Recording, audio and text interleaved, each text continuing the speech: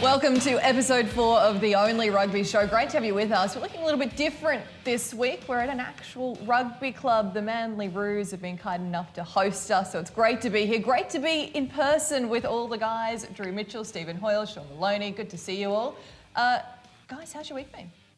Yeah, not too bad. I feel like we have this same conversation every episode. I am stuck on an eternal loop. I can't get out of it. Well, because I can't get clear. It seems that the night before every one of these episodes, I push the boat out of it. And yeah, I'm feeling, look, a little bit worse for wear, but we're here. Let's talk footy. We're finally somewhere, you know? Yeah, out of the lounge room, which is nice. So. It's nice to get you guys across from the eastern suburbs to Manly, home of the Manly Roos, Michael Hooper's club, of course. I think Georgie Smith may have played here at the Roos as well. He played at 3 different clubs locally, George Smith. Anything else you know? Just ask like me. yourself, a couple of clubs around the Northern Beach. Yeah, they're good to have you here. Curl Park as well. Good little, it's weird nice though that we're obviously podcasting this, but sitting around with the TVs running again. Yeah, and I got a cold and I broke several rules coming here today. Is it just a cold? Or? I think so. Yeah. We'll find out. Yeah. Well, let's hope so. Hoilesy, your team that you're going to be heading to, the Giltinis in LA, been in the news again this week. You're laughing at the name again. Yeah, he had a few last night. Yeah, I had a couple of Giltinis. Player exodus. Yeah. Your club has been in the news because of Maddox and Robertson and different names linked. Tell me about that. I think there's going to be a lot more names linked, Lou. Like, I think it's not just...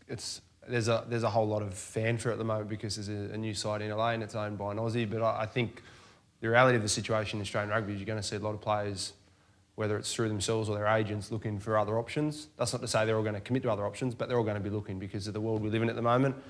The other reality is that sides over there aren't going to be able to fit multiple numbers of these players in. I'm sure each side will probably have a couple of big name players. You're going to play in New York, and I'd be surprised if your club doesn't announce big name players. Everyone will be talking from every different part of the world, but I don't think those talks are as far down the line as some reports suggest. That's just the world that you live in this day and age. There's so much uncertainty, so you want to have good players, but you can't have them all. Yeah, and it'll also be remiss of their agents for not exploring other options as well. I think, like when you're coming to the end of a contract, or even if there's uncertain times, like which there are at Australian rugby at the moment, like we don't even really know when the competition's going to start. In terms of stability moving forward, like it'd be remiss of the agents not to do their job by seeking other options for their players and just present them to them. So in the event that maybe the Australian rugby one isn't as certain or isn't the path they want to go down, they've at least got other options to consider as well. What about your upside down smile with the press like release? You look like an absolute clown. I don't think I do. I think based on... Can you look at one of the cameras here and try and smile? So I smile while this goes but down. it goes the wrrong smiling, way. but my lips are going down. So I would be having... I look like a clown. You says, I'm made here with his performance songs on. Listen. Is it, away from footy, are you too concerned about what's going on in the States? Like, obviously you've got... What's happened? Tell me. Big going on. Where do we Big start? going on. But you guys are set to move over there. Drew, you were going to be there this year, and then you're set to go at the end of the year. Hoilesy, is there any concern? Like, do you watch on and go, well, this is not probably a great situation right now? I think I watch on like any person in the world, like just concern for humanity. That's why I look. I'm not going to go over there if it's the situation that's in. Like, I'm certainly not taking my family until it's safe from a COVID point of view and from the protesting point of view. So yeah, like I don't think I sit there, and I'm not nervous looking at it because it's I'm still a few months away from going over, but. From a humanity point of view, it's not nice to see. And from a player's perspective as well, I mean, there's issues in Australian rugby, we know, but there's no guarantees with the overseas comps and when they will go ahead. From a player's perspective, it's got to be a really weird time. Everyone's got uncertainty around lots of things in life, but rugby does as well. Yeah, absolutely. And that's why I think it's important for all these players to have options, because if the Rugby Australia option doesn't necessarily, if it takes a long time to kind of find its new normal, because we don't know even what Super Rugby is going to look like moving forward, all that sort of thing, then they need to have these other options. And it's important for them because I think even the French rugby, they're not even playing for promotion or relegation this year. So there's all these different uncertainties for all the different competitions. They're all facing different things. But as a player, and you've got a short window, we hear it so often, but you've got a short window as a player, and you've got to make sure that you've got another option. If the one that you're in doesn't have any longevity. And because of the competitions in Europe not going ahead and sides not getting relegated, you see a lot of player movement when teams do get relegated, and players get hired and fired based on their results from the season. Because the season may not go ahead overseas in Europe and the UK, there'll be less movement in terms of player rosters. So because the US is a growing market and there's a couple of new teams, that's why it's getting a lot of attention. But I like the fact this week that you saw Alan Alatoa saying, I'm here, I'm going to stay, I'm going to be with the Brumbies and the Wallabies. And that's unreal, because that's what you want to see in your leader of the Brumbies and probably a future leader of the Wallabies. But every player's in a different situation. Some people are at the start of their career, they don't know if they're in the Wallabies frame.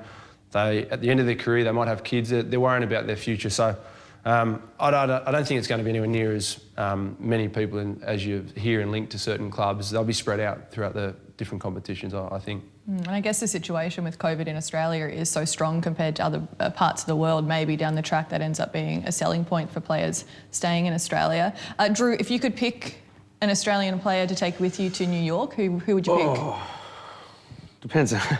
If I Well, want so are they current players? Is that what we're looking at? Yeah, if there was so someone as a current that... player... So you can't say Willie O or George Smith. No, you can't. Drew was going to say, is it an on-field or off-field? Well, yeah, it depends on what I want to get out of this player. Whether I want a drinking buddy to go out with, or if I want to, help with the on-field performance. But I would say, I'd think someone like maybe Michael Hooper.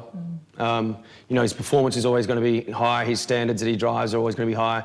And I think with the MLR, the rugby in America, it's important to have these guys, these leaders that go over there and they can share their experience with some of the more inexperienced rugby players from not just America as well, but there's also players from right around the world that are going there.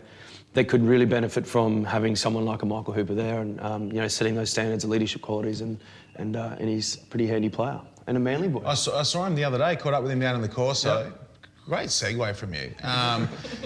He was with Bernie Foley. How about this for an interesting dynamic? Anthony Eddy was there. Yep.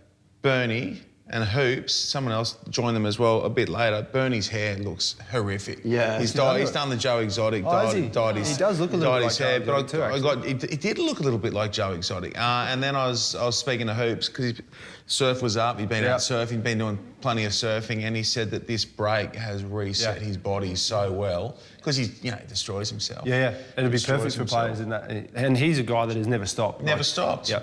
I think he had a long-term contract with an option to have a break in it, and so physically, and that's one of the benefits that several players will get in this time. Who would you go? Who would you take?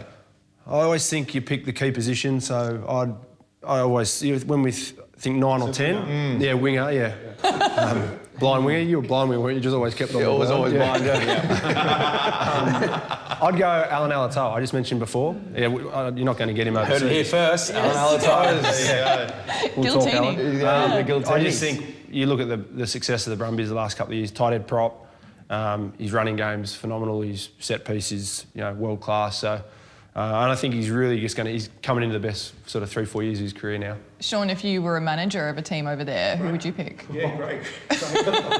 We wouldn't be a very successful team if I was manager of it. I'm just trying to rack my brain. It's been so long since we've seen any form of rugby be played. I'm scratching to remember who plays for Australia.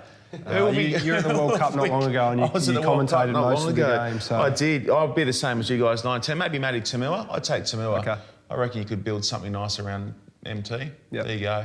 Okay, very good. Dave Rennie has come out this week, the Wallabies coach, that is due to get to Australia in the next month or two, to say that he'll take a pay cut in line with senior executives at Rugby Australia. Thoughts on this? Oh yeah, I think it's a good optic, but I just part of it sort of still doesn't sit well with me, because I think anyone that's now still left at Rugby Australia, I know there's been a lot of people that have lost their job, which is unfortunate, but I feel like everyone who still is employed by Rugby Australia, like one of their taglines is stronger as one. Like if it's stronger as one, they should all have across the board the same pay cuts. Players have taken 40% pay cut, they're only earning 60% of their wage, then everyone at Rugby Australia should do the same. If it's stronger as one, then be one. Don't have 30% with the CEO or, a little bit less for the senior executives or whatever. Like, if you're stronger as one, then you've got to be one. And I think it's a good gesture, but I think there's probably even a little bit further to go for everyone across the board at Rugby Australia to get on the same page as the players. Yeah, when all that happened, and I was working there as a sevens coach at the time, so... Have you left? Are you out the door now? No, I'm not. I'm You should take pay cut, mate. Still on job keeper. Okay. Yeah. Right. Yeah. So basically just living day to day, Sean. Sure. That's sort of how it's going. Yeah. Really put a damper on that, haven't you?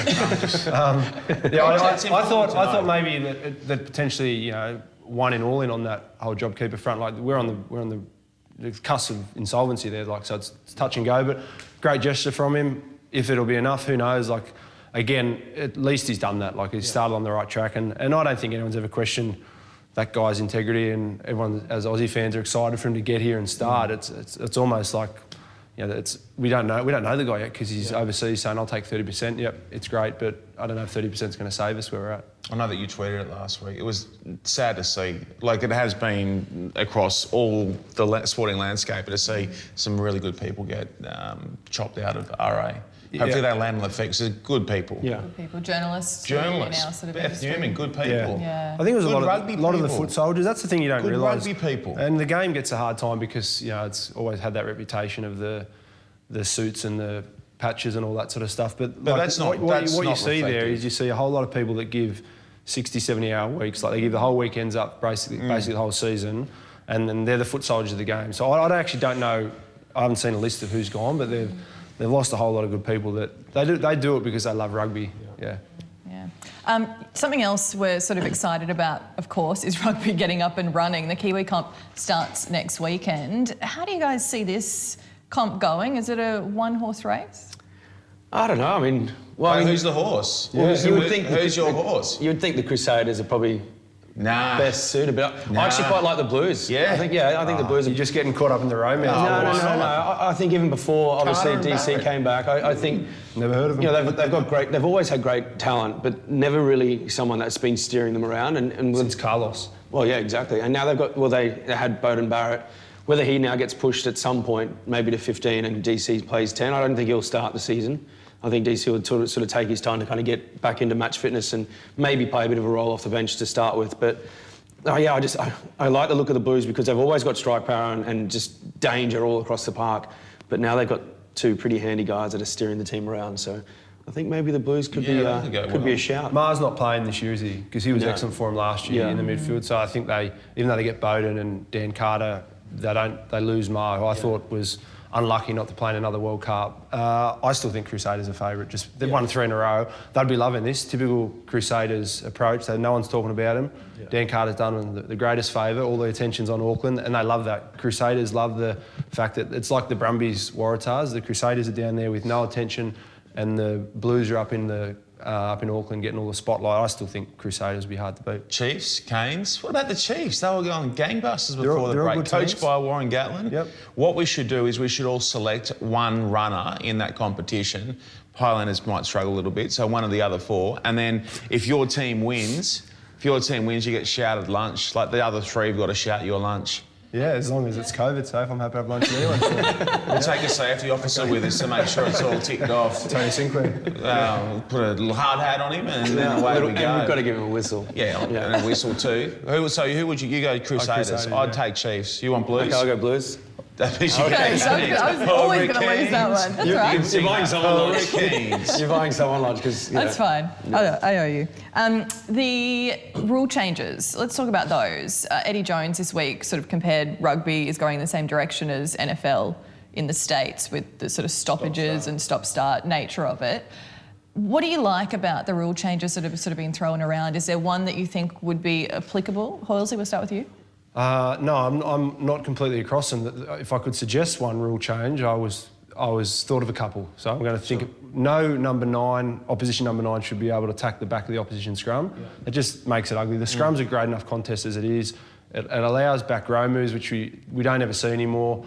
And the other one I'd like to see, held up over the line, instead of coming back for a scrum, come back 10 metres, just tap and play. It allows teams to start practicing tap moves and doing something a little bit different, just to get a little bit more ball in play time and less scrums for the sake of it. I'd prefer to see scrums purely from knock-ons only.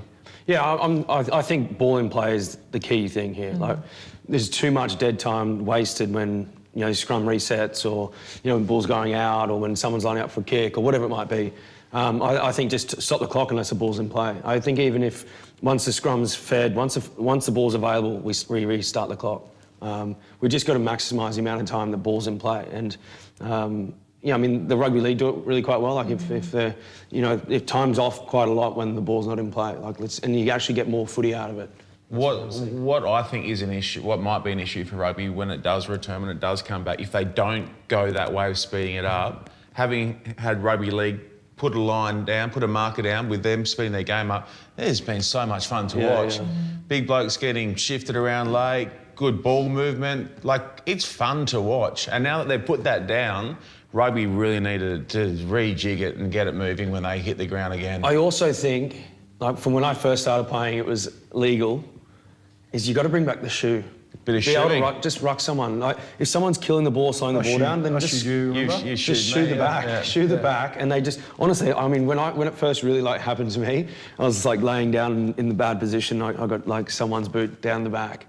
I didn't do it again. Yeah. Like, you know, like you're not putting yourself in that position again. So the ball's available, then it becomes quicker. And I just think, obviously nothing, you know, like stomping or anything in the head. But I actually quite enjoyed it as well when you're in the shower after you're like, we're so politically correct. That's the problem. Like, I enjoyed it. Did you enjoy being? Honestly, it was something weird about it. It was a badge of honour. I mean, like it's a bit perverse. It really is. And it's like a noughts and crosses game. I love getting stripes on my back so much. I went and got a tiger tattoo on my back. I love getting rucked on my back. I forgot about that. But like honestly, you're the Tiger King. You're the original Tiger King. Steve Exotic. You're spot on though.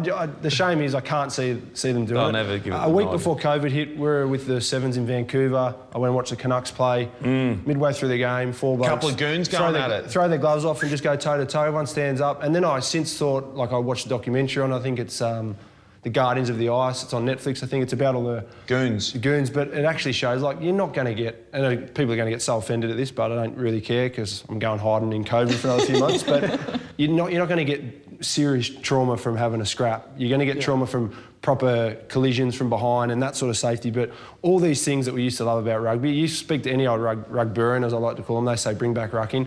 It's never going to happen though. Yeah.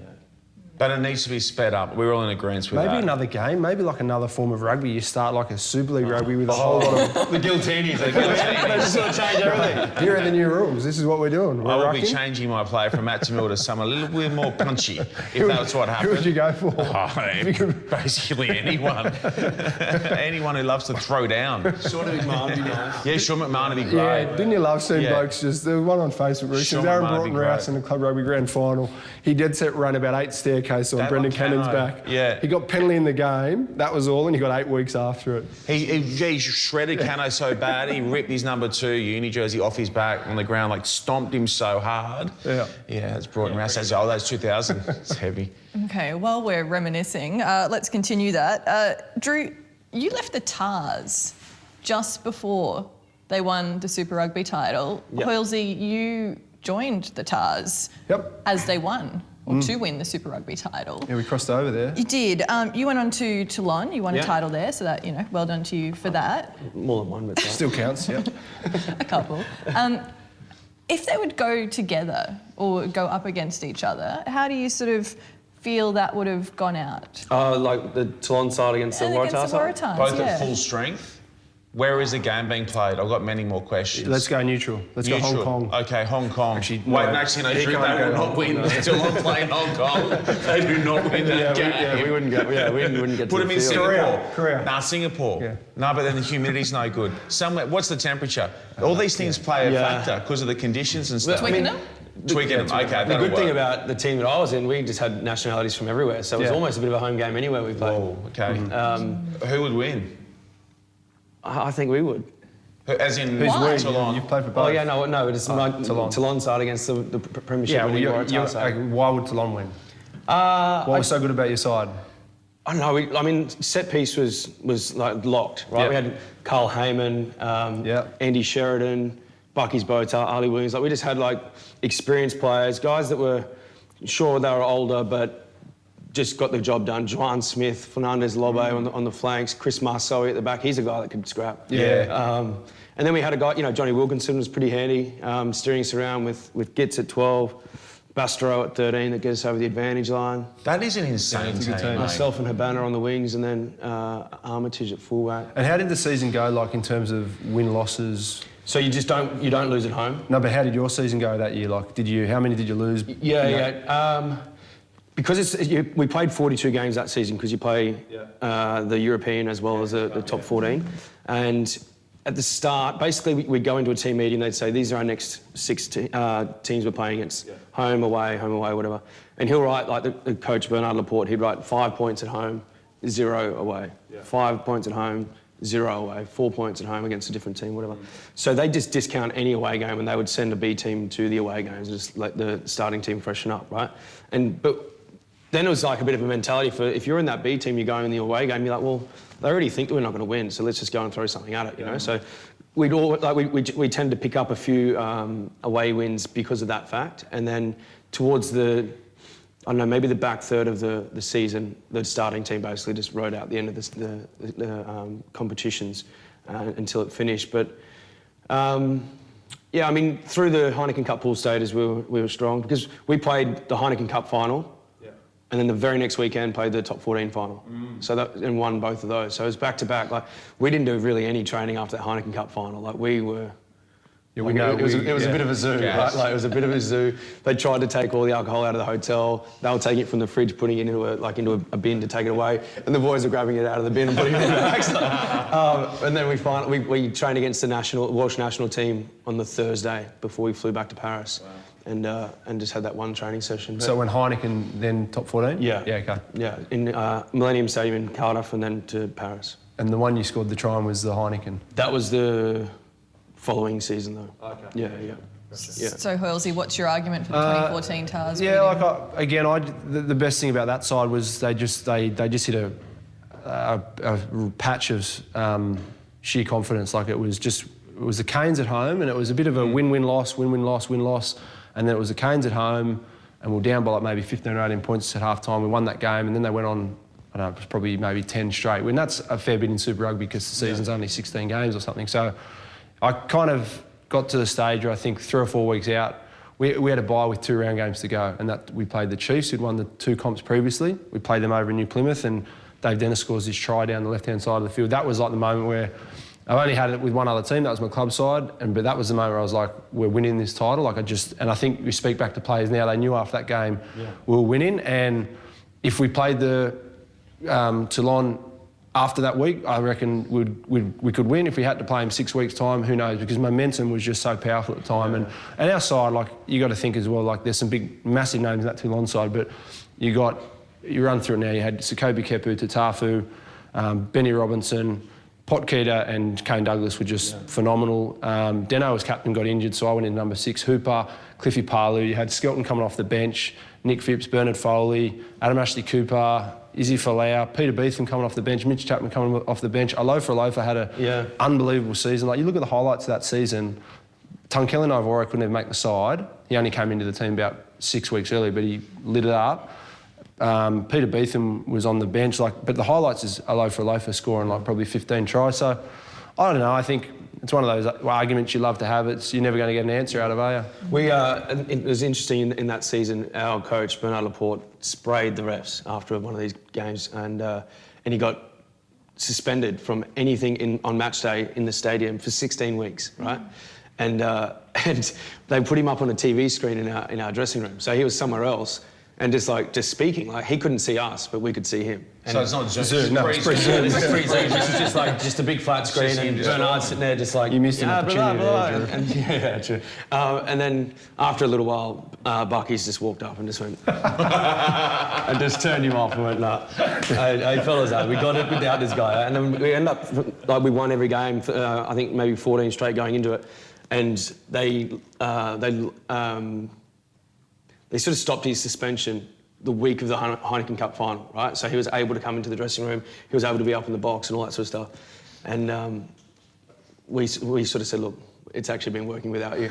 Like, when I say we, like the senior players. Players get superstitious too, don't they? They said, look, it's actually been working without you. So Bernard didn't come into the dressing rooms on the day of our final, and also the following week when we won the double. So no one's arguing. If Bucky's gets up and changes the channel, like, no one's arguing, are they? No. There was a time once when we were about to go out and warm up to play against Toulouse, and Bucky's was on the phone, back to South Africa, got his boots on, and he's bidding on game back in South Africa, like, you know, like a black antelope or like, you know, all this sort of stuff for his game park. And we were like in our boots, about to go out and warm up against Toulouse, and he was like, 1 million rand. And I bet if I'm a player, I'm hoping he misses out on so many of those bids. And he just leaves that dressing room steaming. But no, it was good times. Sean, talking about, you know, being angry and things like that. Well, What do you want to bring up? We were discussing during the week, weren't we, that things aren't going great because we've got no rugby to actually talk about. There's no start date yet for any rugby in Australia. And I'm hearing now that Shoot Shield might be pushed back a week. I'm losing my mind. And it got me a little punchy, and it got me thinking about some of the great scraps in rugby. That's been the theme today. Who were the great scrappers that you guys had with you, or that you went up against, or any internal scraps at training? There's got to be some good ones. I'll start. Fitting that we're in Manly because it's a local Manly boy. It's Tyrone Smith, the younger brother of George Smith. Yeah. Is there 7 Smith in there? I think there might be 5 or 6 boys and a couple of girls, 6 or 7 in the family. They all grew up just around here in the northern beaches of Sydney. And you just always knew that Tyrone knew what he was doing in the boxing ring. So one off-season, we had to do boxing at the AIS. We were down in Canberra. We just did a month of sparring, and then you had to fight someone for 3 minutes in your team, headgear on, boxing gloves on. And Tyrone Smith, we just all knew that Tyrone, you know, was confident and just knew what he was doing.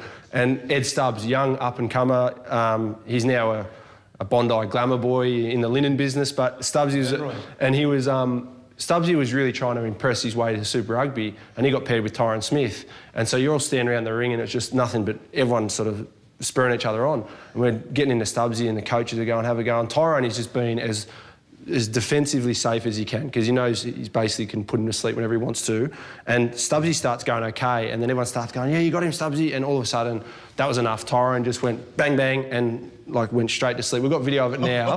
He just put one straight on Stubbsy's chin, he fell asleep. And then there's footage of Henry Van der Klaas like laughing at Stubbs going like this. Poor Stubbsy was out for 2 weeks, like proper concussion. Like he didn't play a game didn't do a trial that whole season because of that. Tyrone felt terrible. Yeah.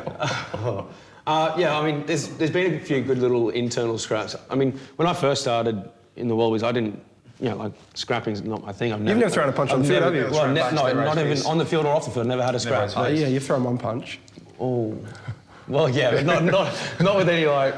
Well, no, you were forced to. Yeah, I was forced to. Yeah. Tell us that story. Is that a good story to tell? I just don't know how. I don't want him to come and go, well, you shouldn't have told that thing publicly because it's why. Well, don't know names. Well, I just said it's why. No, so it was my last Mad Monday for the Waratahs, and we were going out west, out to the Dennis family farm, and it was West themed. So Adam, Ashley, Cooper, and I, we bought like little Pee-wee 50s, and we had like leather jackets with Chex Angels on the back. Like we went right, like fully decked out, and we had like little mini teams throughout the day. It was sort of like a bit of a pub crawl on the way out west, and basically there were little competitions at every pub, every stop, basically to kind of like keep guys in some type of control, right? You know, whether it be shooting the basketball sort of tester or whatever. And there was no prize at the end, but it was sort of like, okay, we're gonna, you know, there'll be a winner at the end and all that sort of stuff. And there was one at the final destination before Day's Place, which is, you know, those punching machines where you just go through and like it's a power thing. And it was that one. And so Cliffy, at the start of the day, he goes, Drew, I want you to punch me and we'll get more points for X Factor. And I went, what? And he's like, yeah, you're our team captain. I want you to punch me and we'll get more points for X Factor. I was like, Cliffy, no one's punching you. No one's punching you. And then he's like, well, if you're not Petty, you're punching me. And I was like, oh no, this can't happen. And then you know, the day sort of starts to kick, like pans out, whatever, and we're at the next one. He's like, oh, you're gonna punch me, right? I'm like, I'm really uncomfortable with this, you know, like, I can't hit Cliffy, like, what if he, you know... Anyway, and I'd never even punched him. I wasn't even sure if I was going to get him where he wanted me to get him or anything like that. And then we get to this final place, we're doing the punch testing thing, and Barnesy was in our team, and he's hit this, like, you know, like, there's maybe 2 scores already up, and then Barnesy's whacked it and just blew him out of the water. And I'm like, we don't even need it now. You know, like, we don't need it, we're good. You know, Barnesy's got this covered. And then swoop, Adam Ashley Cooper's the last player of the last team to punch, and he just edges Barnesy out for the win. And they're like, you know, layering up, and then Cliffy just went, wait! And everyone just, and he goes, there's one more. And they're like, what? He's like, there's one more. And then he goes right into the front thing and he pulls down the punching bag, And then he stands in front of me and goes, Drew. And I'm like, oh, I can't do this. Like, I can't do it. And he's like, come on. And he goes, split me for more points. And I'm like, what? He goes, just hit me here. And I'm like, Cliff, I've never punched anyone. And he's like, do it. And I'm like, all right. And so I just like go, and I just go, whack. And as I'm coming in, he kind of turns his head a bit, and I've templed him. And everyone thought maybe it was like, like a bit of a show, right? Yeah. Because it was like the biggest click sound. And then he just gone, and just like hit the floor, and everyone's thought, you guys are like, this is a G-up, right? And then Cliff was like, kind of started to come to, and we had to get like jugs of water and like pour it on and stuff. And he's like, why is everyone dressed in costume and stuff? And I'm like, oh. And so we're like, after that, I'm like, you're right, Cliff, you're right. And I'm like, I don't want this to I don't want there to be retaliation. Like, I can't afford that. It's got to be on film, I reckon. And, yeah, I think Swoop's maybe got the footage somewhere, but John Alungi, he'd come up to me afterwards, he goes, oh yeah, I know, like he said it was all right, but just be careful. So I'm going out to the family farm, and there's a big bonfire, and then like Cliffy's brothers were doing like the spit roast out there, and they're like, they started winding Cliffy up, going, I heard you got smacked by a little white winger, and I'm like, oh guys, you don't need to wind him up. Stop saying I don't need this retaliation, but yeah, that's my one and only dropped punch. Cliffy Parley. Wow. It's not a bad one. That's impressive. Yeah, sorry, Cliff. I know I shouldn't have said that publicly. I'm sorry. Maybe I want you as my scrapper. Maybe you're my go-to man. Yeah. That's a good Cliffy, yarn. I'm sorry. That's a great yarn. No, I'm not a fighter, and I don't want to be. So, Cliff, no retaliation. No round two. You only got one. Just finish on a high with that one. Guys, thanks so much. Yeah, Thanks, it's been Luke. good. It's No, nice to thank be you. back. Yeah. It's nice to be back in the same space as the three of you. Northern Beaches place isn't too bad, is it? Yeah. If I didn't have stuff to do, I'd take you on a tour. But I've got stuff to do. What stuff? We're all unemployed. What stuff you got to do? Go home and sleep. It's true. Drew Mitchell, Stephen Hoiles, Sean Maloney, thanks so much. Make sure you subscribe on YouTube and like us on Facebook as well. And thank you to Manly Roos for hosting us here today. It's been an absolute pleasure being here. And thank you to the Northern Beaches Land Rover, their sponsors, and also Harris Farm. Hope to see you next time.